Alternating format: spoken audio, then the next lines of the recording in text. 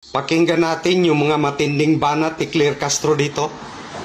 Walang puwang ang tamad at korap sa administrasyon ni Pangulong Marcos Jr.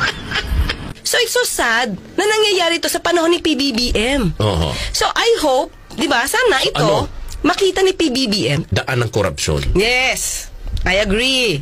Ang MIF oras na makuha niya ang kopya ng bill. Ay talaga? Siyempre, kasi... teka lang, hindi niya nababasahin? May pirma na lang siya basta-basta? Urgent nga. Urgent. Oo.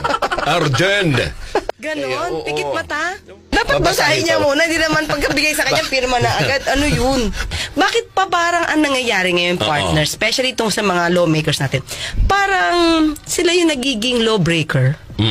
Diba? Lawmaker na lawbreaker. Diba? Partner, dun pa lang sa pag-certify na urgent ito, hindi na ito naaayon sa Constitution.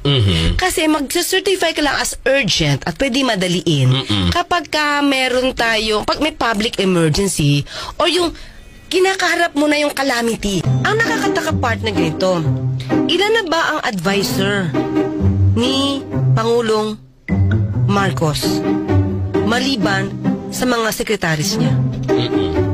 Ibig bang sabihin nito, partner? Ayoko kasi maging nega, partner.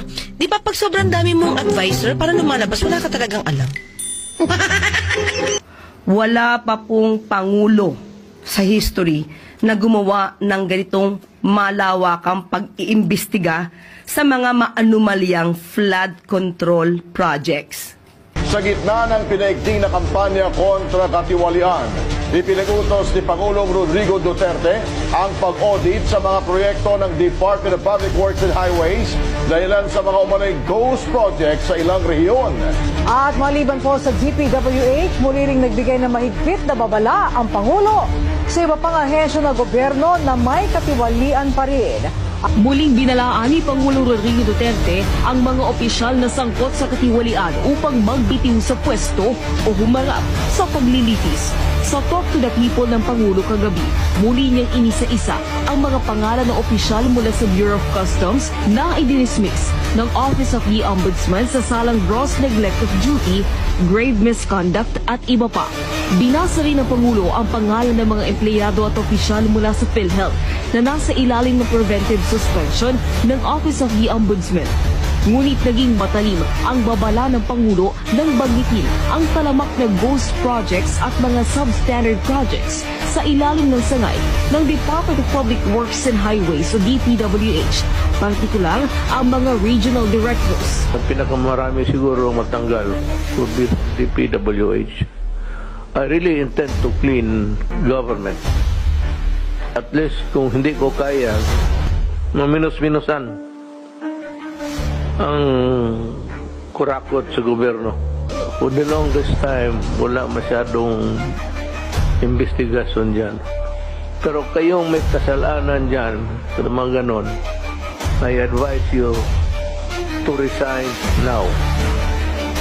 Resign now. Kasi pagdating ng panahon, so I will throw the book at you. Even the kitchen sink, saka makita ninyo, you will be prosecuted administratively and criminally at walang patawaran dito. Pinalalahanan ng punong ehekutibo ang task force na nag-iimbestiga ng korupsyon sa DPWH upang agad na tapusin ang mga kaso ng mahatulan ang mga tiwaling opisyal. Samantala, kinilala naman ng Pangulo ang kapulisan at mga sundalo na naging bahagi sa pagkakabilang ng Pilipinas sa Gallup Survey ng mga pinakaligtas sa bansa sa mundo ayon sa tiwala ng mga mamamayan sa mga law enforcers.